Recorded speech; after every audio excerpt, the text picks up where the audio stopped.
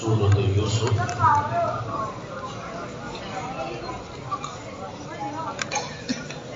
آیت نمبر 15۔ اعوذ باللہ من الشیطان الرجیم، بسم اللہ الرحمن الرحیم۔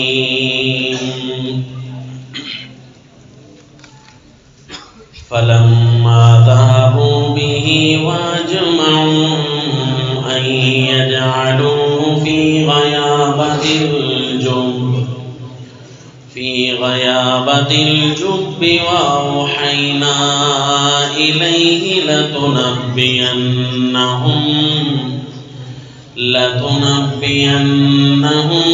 بأمرهم هذا وهم لا يشعرون۔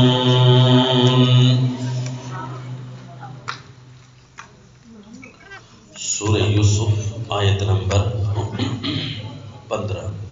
سلسلہ قصص سیدنا یوسف علیہ السلام میں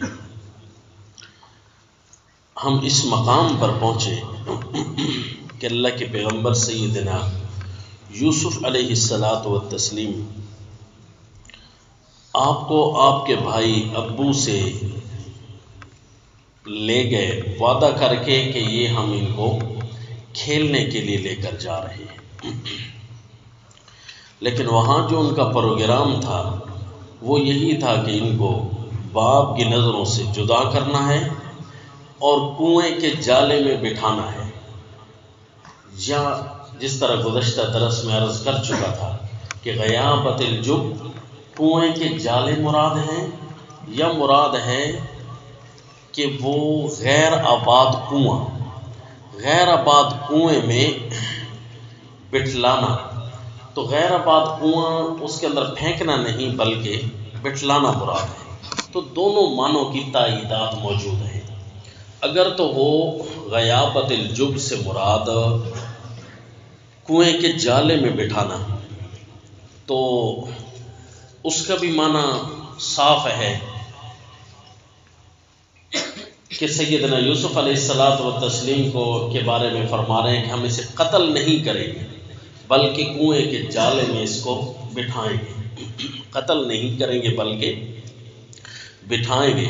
تو اگر کنویں میں پھینکنا مراد ہوتا تو پھر تو یہ قتل کرنا ہے۔ تو اس معنی کی تائید بھی ملتی ہے کہ سیدنا یوسف علیہ السلام کو کنویں میں پھینکنا انہوں نے مراد نہیں لیا بلکہ جالے میں بٹھانا مراد لیا ہے۔ اور اگر یہ کہا جائے کہ وہ غیر آباد کنواں تھا، اس کے اندر پھینک رہے تھے، پانی نہیں تھا نا، اس لیے تو کہا کہ شہر والے وہاں سے پانی نہیں بھریں گے، کوئی قافلے والا آئے گا تو چونکہ اسے پتہ نہیں ہوتا کہ کنواں آباد ہے یا غیر آباد ہے، تو لہذا وہ قافلے والے آ کر نکالیں گے۔ تو اس بات کی بھی تائید مل جاتی ہے کہ اس کا مطلب ہے قافلے والے پانی ڈھونڈتے ہوئے یہاں بھی آئیں گے، دیکھیں گے کہ یہ کنواں ہے، اصل میں تو وہ غیر آباد ہوگا، اور ڈول کے ذریعے نیچے بٹھا دیا۔ اب وہ جب اپنا ڈول ڈالیں گے تو اندر پانی ہوگا نہیں، اور لہذا وہ حضرت یوسف علیہ السلام کو دیکھ کر نکال لیں گے۔ تو بہرحال دونوں معنوں کی تائید ہے۔ زیادہ راجح یہی لگتا ہے کہ غیابت الجب یہاں سے کنویں کا جالا مراد ہے، اور القوہ کا معنی رکھنا بھی ہوتا ہے، یہ صرف پھینکنا معنی مراد نہیں ہوتا۔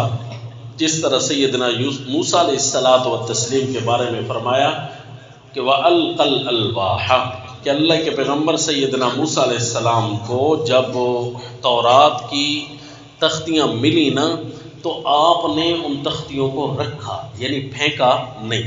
تو لہذا سیدنا یوسف علیہ السلام کے بارے میں ان کا یہی خیال ہوا کہ اسے کنویں کے جالوں میں جا کر بٹھا دیا جائے۔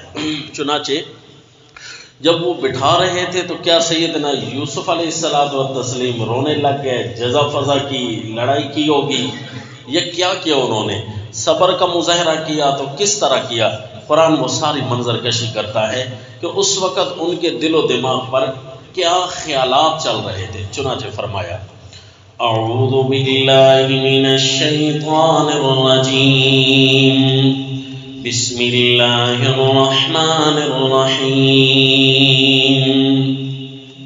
فلما ذهبوا به وأجمعوا أن يجعلوه في غيابة الجب وأوحينا إليه لتنبئنهم بأمرهم هذا وهم لا يشعرون.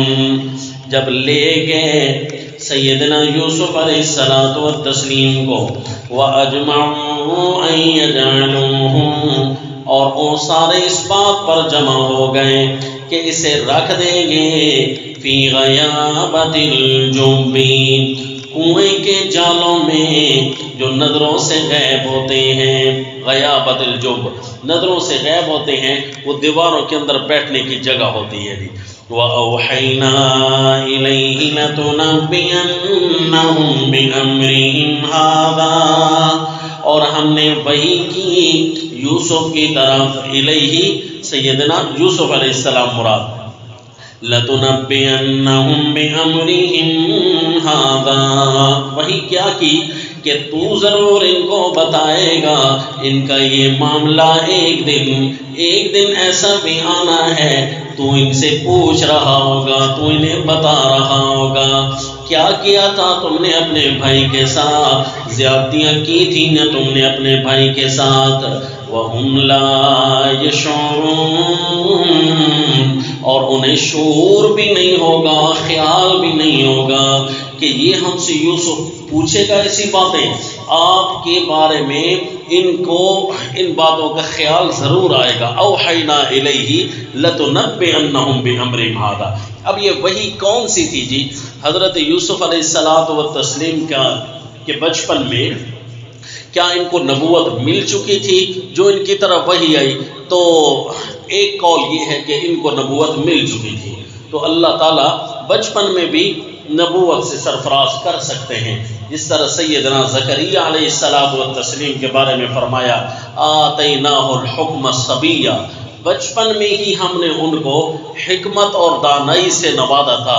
تو یہاں سے زیادہ رجحان نبوت کا ہی ہے، تو نبوت مل سکتی ہے. بعض کے نزدیک یہ وہی الہام کی مراد ہے. جس طرح انتہائی فراست والا جو بندہ ہے، جب اللہ تعالیٰ اسے نور بصیرت عطا کرتے ہیں، وہ ایک ساری کہانی سمجھ رہا ہوتا ہے کہ میرے باپ نے مجھے خواب کی تعبیر بتائی تھی، تجھے اللہ نبی بنائے گا، یہ مجھے مار رہی ہیں. لگتا یہ ہے کہ جب اللہ مجھے نبوت سے سرفراز کرے گا تو اس وقت یہ باتیں تو چلیں گی نا، یہ وقت بھی گزر تو جائے گا، باتیں تو چلیں گی کہ مجھے ایک دن کنویں میں میرے بھائیوں نے بھی لایا تھا، اس قسم کی باتیں تو ہوگی نا، کیونکہ میرے ابو نے خواب کی تعبیر جو مجھے بتائی ہے.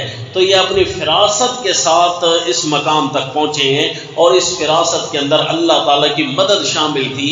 وہی الہام مراد ہے، اور وہی الہام بھی قرآن پاک سے ثابت ہے کہ وَأَوْحَى رَبُّكَ إِلَى النَّحْلِ، اللہ تعالیٰ وہی کرتے ہیں شہد کی مکھی کی طرف، یعنی اللہ اس کو سکھاتے ہیں، الہام کرتے ہیں، دل میں بات ڈالتے ہیں. تو سیدنا یوسف علیہ الصلوۃ والتسلیم کے دل پر بھی اللہ نے خیال جاری کر دیا کہ آپ نے تو نبی بننا ہے، کچھ بھی کر لینا، یہ کم از کم گرے پڑے، یہ آپ کو گراتے رہیں، ہوگا کچھ نہیں آپ کو. یہ سیدنا یوسف علیہ الصلوۃ والتسلیم کے ذہن میں یہ خیالات جاری تھے. اور بچپن میں جو نبی ہوتا ہے اس کی جو کلام ہوتی ہے، بچپن کے اندر بھی وہ کافی فراست اور حکمت کی باتیں کرتے ہیں. جس طرح کہ سیدنا اسماعیل علیہ الصلوۃ والتسلیم وہ اپنے ابو کو فرما رہے تھے یا ابت افعل ما تؤمر ستجدنی انشاء اللہ من الصابرین. ابو آپ مجھے کہہ رہے ہیں کہ خواب میں نے تجھے ذبح کیا ہے، لہذا اب تجھے ذبح کرنا ہے، کیونکہ نبی کا خواب وہی ہوتا ہے. تو فرمایا ابو جو آپ کو حکم ملا ہے آپ وہ کر گزری، اب میری پرواہ نہ کریں، مجھے انشاءاللہ آپ صبر کرنے والوں میں سے پائیں گے. دیکھا بچپن میں کتنی عمدہ کلام فرما رہی ہیں.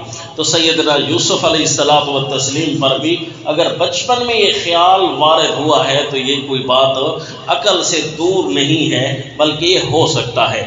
چنانچہ دونوں باتیں یہاں مفسرین نے ارشاد فرمائی ہیں۔ اوحینا سے مراد وحی نبوت یا الہام، وَأَوْحَيْنَا إِلَيْهِ لَتُنَبِّئَنَّهُمْ بِأَمْرِهِمْ هَذَا وَهُمْ لَا يَشْعُرُونَ وَجَاءُوا أَبَاهُمْ عِشَاءً يَبْكُونَ۔ یہ جتنا بھی سلسلہ واقعات کا چلتا جائے گا، وہ بات جو شروع میں عرض کی تھی کہ یہاں پر 4 باتیں مراد ہوں گی، ان میں ایک ہوگا آپ صلی اللہ علیہ وسلم کی صداقت، ایک ہوگا کہ عالم الغیب اللہ، ایک ہوگا متصرف الامور اللہ، اور ایک یہ ہوگا تسلیت المصائب، کہ جو مصیبت میں گھرے لوگ ہیں نا ان کو تسلیاں اللہ دے گا کہ ہوتا وہی ہے جو اللہ چاہتے ہیں۔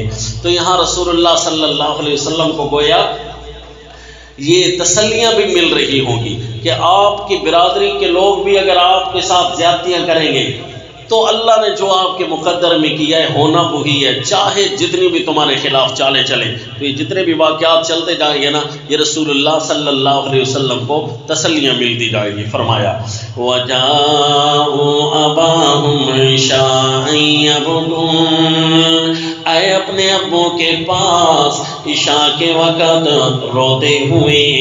عشاء کا وقت چنا، رونے کا طریقہ چنا۔ عشاء کے وقت میں آئیں گے، منہ بنائیں گے، پتہ نہیں چلے گا کہ یہ سچا منہ بنا رہے ہیں کہ جھوٹ موٹ کا، اندھیرے میں پتہ نہیں چلے گا۔ اور دوسرا روتے ہوئے آئیں گے، یہ وقت بھی انہوں نے چنا اور انداز بھی آنے کا چنا، یعنی ہم روتے ہوئے آئیں گے۔ یہ 2 قسم کے انہوں نے اپنی طرف سے یہ بہانے بنانے ہیں۔ وَجَاءُوا أَبَاهُمْ عِشَاءً يَبْكُونَ، بھئی کیوں روتے ہوئے آ رہے ہو؟ قَالُوا يَا أَبَانَا إِنَّا ذَهَبْنَا نَسْتَبِقُ وَتَرَكْنَا يُوسُفَ عِندَ مَتَاعِنَا فَأَكَلَهُ الذِّئْبُ۔ آتے ہی جو انہوں نے رونا شروع کر دیا، اے ہمارے ابو جی ہم لگے دوڑنے، آگے نکلنے کو، ذهبنا نستبق، لگے دوڑنے آگے نکلنے کو، ہم نے ریسیں لگائی جی، مقابلے کیے ہم نے، اور کون آگے بھاگتا ہے، ہم سارے بھاگ پڑے اور ہم نے کہا بھئی یہ تو چھوٹا ہے، اس کا کیا کریں گے؟ تو ہم نے اس کو محفوظ جگہ پر بٹھایا۔ سامان جہاں رکھا جاتا ہے ظاہر ہے وہ محفوظ جگہ ہوتی ہے نا، تو ہم نے اپنی طرف سے اسے محفوظ جگہ پر بٹھایا۔ وَتَرَكْنَا يُوسُفَ عِندَ مَتَاعِنَا، اور چھوڑا ہم نے یوسف کو اپنے سامان کے ساتھ، لیکن کیا کرے؟ اچانک آیا بھیڑیا، فَأَكَلَهُ الذِّئْبُ، اسے کھا گیا۔ وَمَا أَنْتَ بِمُؤْمِنٍ لَنَا وَلَوْ كُنَّا صَادِقِينَ، ہمیں پتہ ہے بات جو ہم کر رہے ہیں ماننے کی نہیں ہے، آپ ہمیں مانیں گے نہیں۔ وَلَوْ كُنَّا صَادِقِينَ، اگرچہ ہم سچے کیوں نہ ہوں۔ وہ بندہ اپنی زبان چلاتا ہے، زبان کے ذریعے چرب لسانی سے اپنے مدعا کو ثابت کرنے کی کوشش کرتا ہے، اندر اگر جھوٹ چھپایا ہوا ہونا، یہ قدرتی جھوٹ کی خاصیت ہی ایسی ہے کہ سچ کے جتنے پردے اوپر سے ڈالے جائیں انہی پردوں کی ترتیب سے نظر آ جائے گا کہ جھوٹ کہاں کھڑا ہوا ہے۔ یہ جھوٹ ایک جھوٹ کو چھپانے کے لیے بندہ 100 سچ بولتا ہے، لیکن جھوٹ پھر بھی اندر سے نکل آتا ہے۔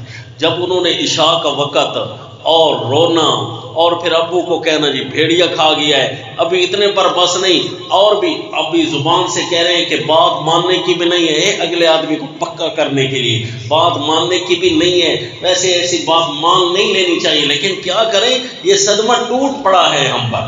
تو یہ کہا اور ابھی بھی بس نہیں جی، آگے بھی کہنے لگے وَجَاءُوا عَلَىٰ قَمِيصِهِ بِدَمٍ كَذِبٍ۔ یہ سورہ یوسف، اسی سورہ یوسف میں آگے ایک آیت آ رہی ہے، آیت نمبر 61، قَالُوا سَنُرَاوِدُ عَنْهُ أَبَاهُ وَإِنَّا لَفَاعِلُونَ۔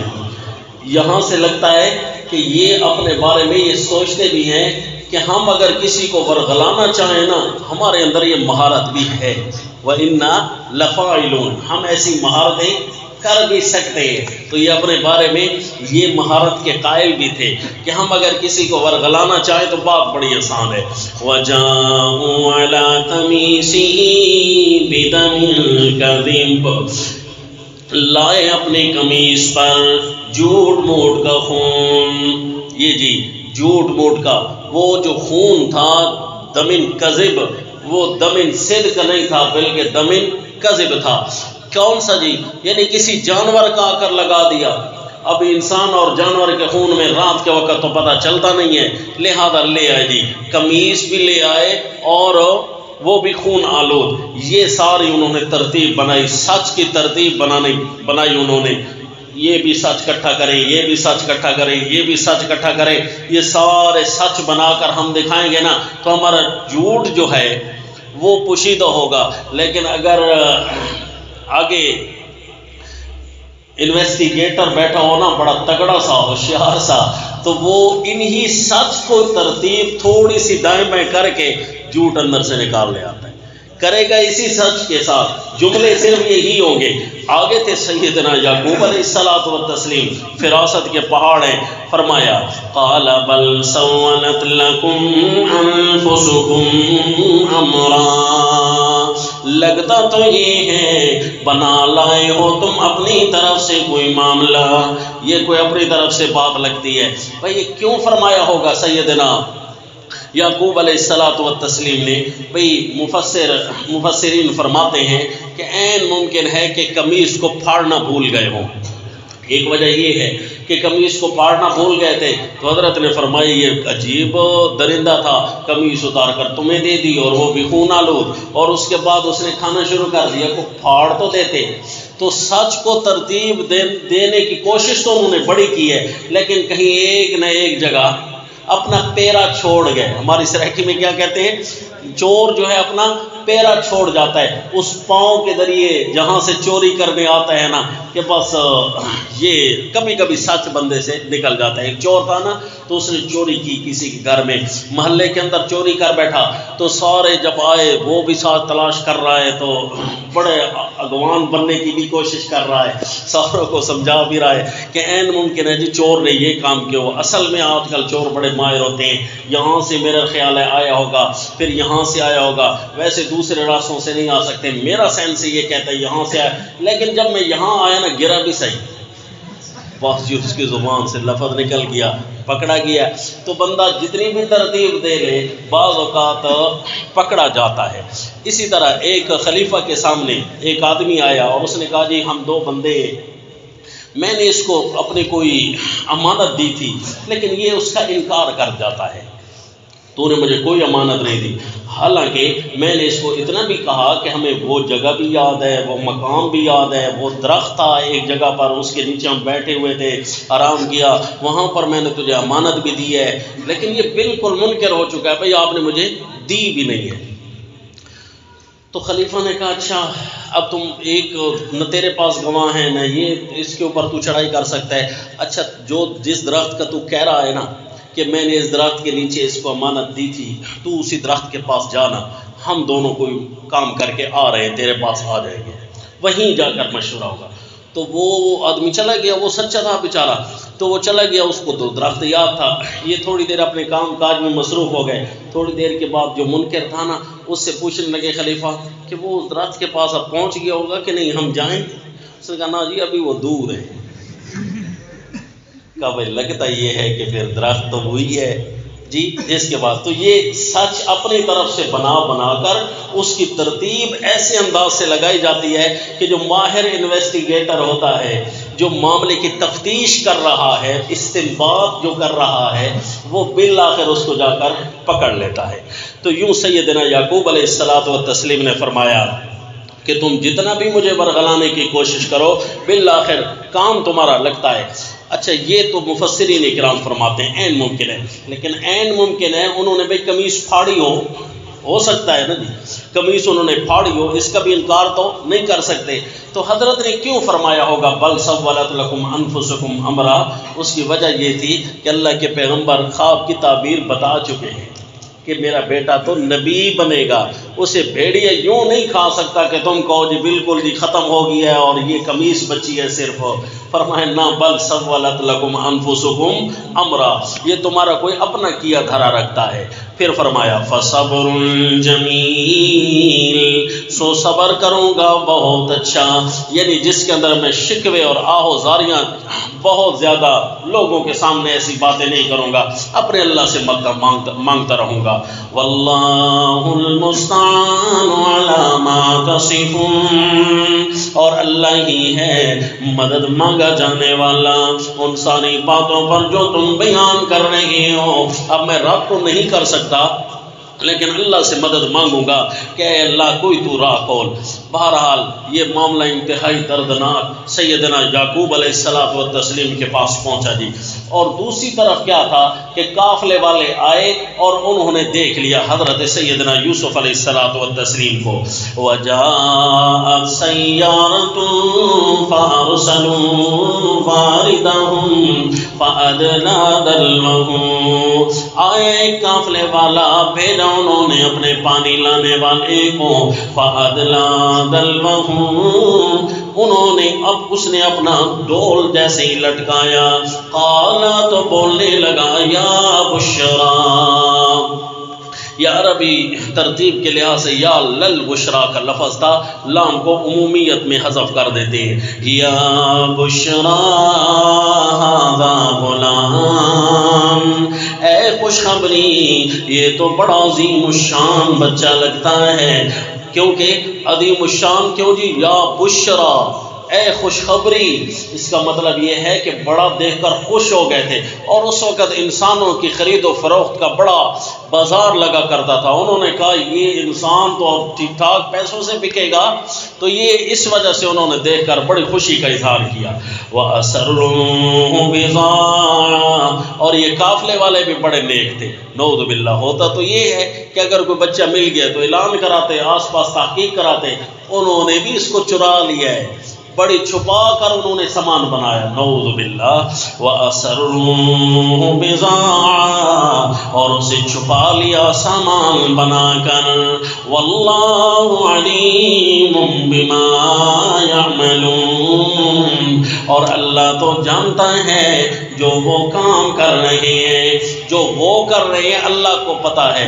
وہ چاہ رہے ہیں کہ ہم اسے سامان بنا کر بیچ ڈالیں گے، بھائی چاہ رہے ہیں کہ ہم اسے کنویں میں ڈال کر اپنی نظروں سے دور کروا رہے ہیں، لیکن اللہ چاہ رہا ہے کہ اسی ذریعے سے میں مصر کا بادشاہ بنانا چاہتا ہوں. واللہ علیم بما یعملون، لوگوں کے کام کرنے سے وہ بیچارے سمجھ رہے ہوتے ہیں ہم اپنی ترتیبیں صحیح لگا رہے ہیں، لیکن ساری ترتیبیں کس کی ہوتی ہیں جی؟ ایک اللہ کی ہیں. سارے کام، البتہ ساروں کو اپنا اپنا حصہ مل جاتا ہے جو بھی بری نیت شامل کر کے آتا ہے. منزل تو یہی تھی، راستہ تو یہی تھا، لیکن نیت ان کی بری تھی نا، اس لیے ساروں کو اپنا اپنا حصہ بھی موقع پر مل جائے گا. سیدنا یوسف علیہ السلام و تسلیم کو اللہ نے تو ترقیاں دینی ہیں. وَشَرَوْهُ بِثَمَنٍ بَخْسٍ دَرَاهِمَ مَعْدُودَةٍ وَكَانُوا فِيهِ مِنَ الزَّاهِدِينَ. اب گھر میں پتہ نہیں کیا حال ہوگا. سیدنا یعقوب علیہ السلام و تسلیم کن آہوزاریوں میں ہوں گے. آگے اسباق سے پتہ چلتا ہے کہ اللہ کے پیغمبر کی رو رو کے آنکھیں کمزور ہو گئی تھی.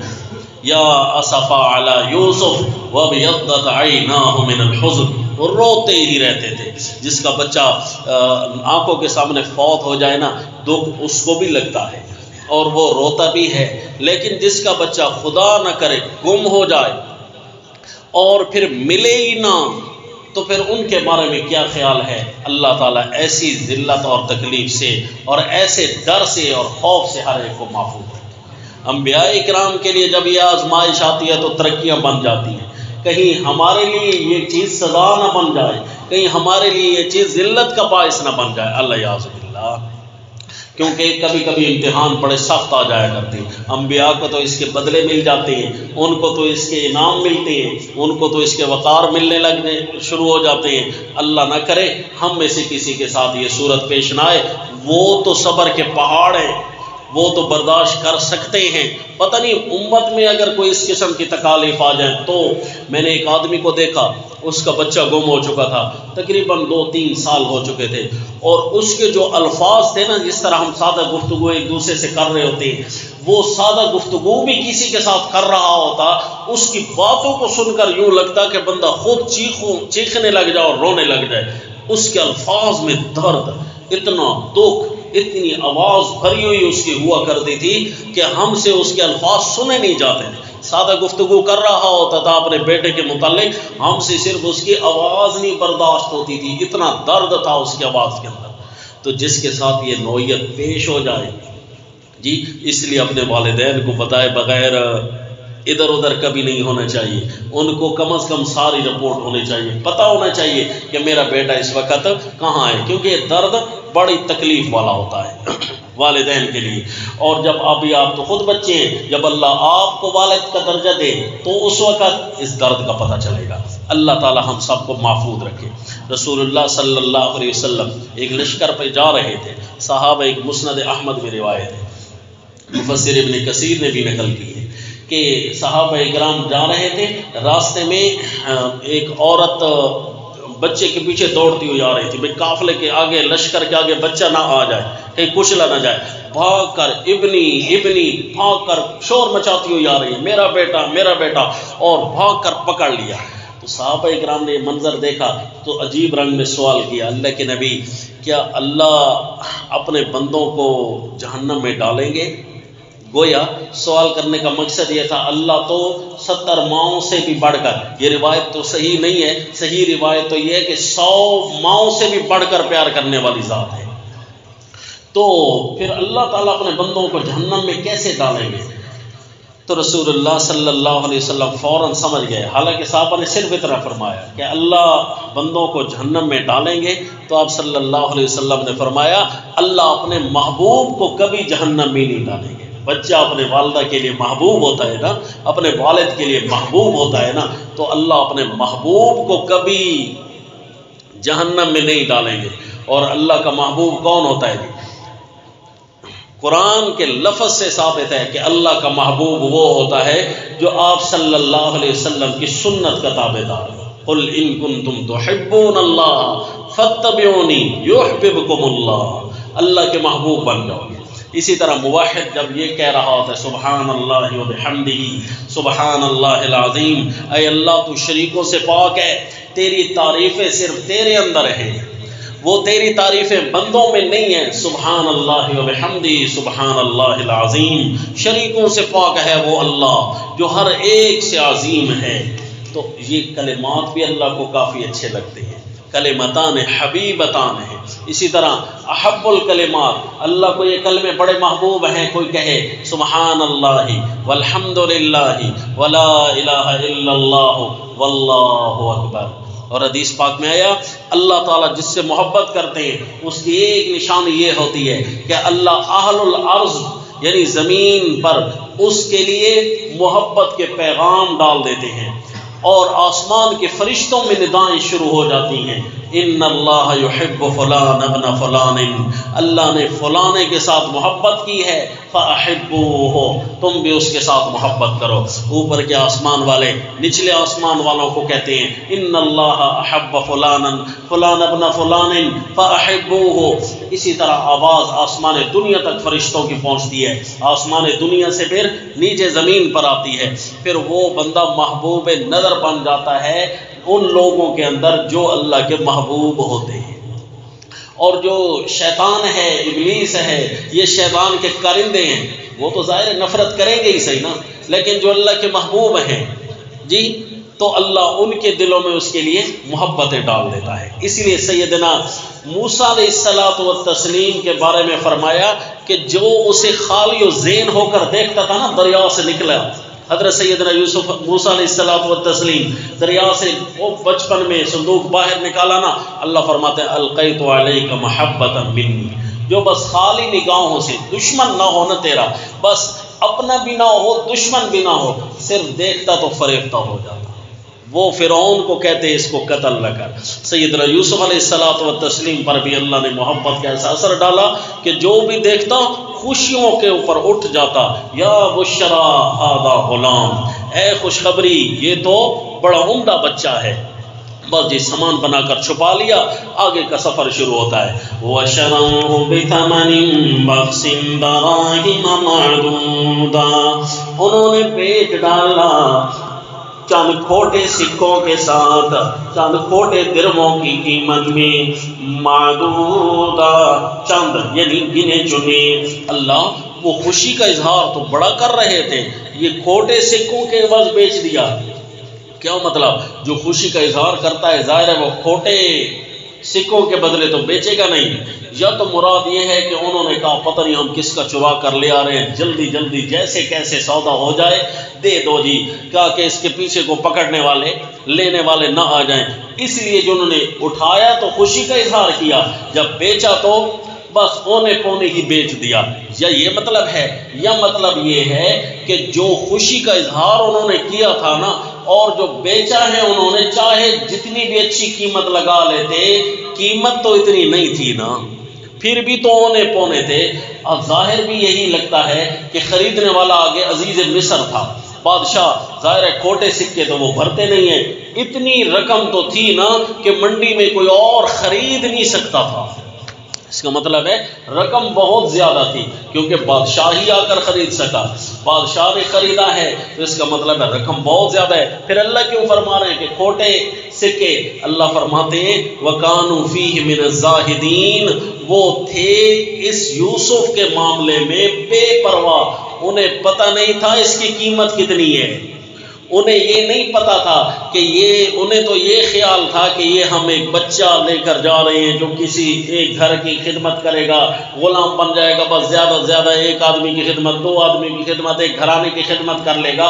انہیں کیا پتا تھا یہ وہ آفتاب نبوت ہے جس سے عالم روشن ہو جائے، تو اس سے کیسے یہ بیچ سکتے ہیں؟ جتنی بھی قیمت لگائیں، پیارے یوسف علیہ السلام و تسلیم کی قیمت تھی تو نہیں نا۔ وَكَانُوا فِيهِ مِنَ الزَّاهِدِينَ، واقعی بڑی مہنگی چیز تھی، اتنی مہنگی چیز کہ بادشاہ نے خریدنے کے بعد اس کے بارے میں گھر آ کر جو اعلان کیا وہ قابل دید ہوگا انشاءاللہ آئندہ درس میں، کہ اس نے آ کر اس کو نوکر رکھنے کے بجائے پیارے یوسف علیہ السلام کو بیٹا بنانے کی تجویز دے دی، انشاءاللہ باقی آئندہ۔ وما علینا الا البلاغ۔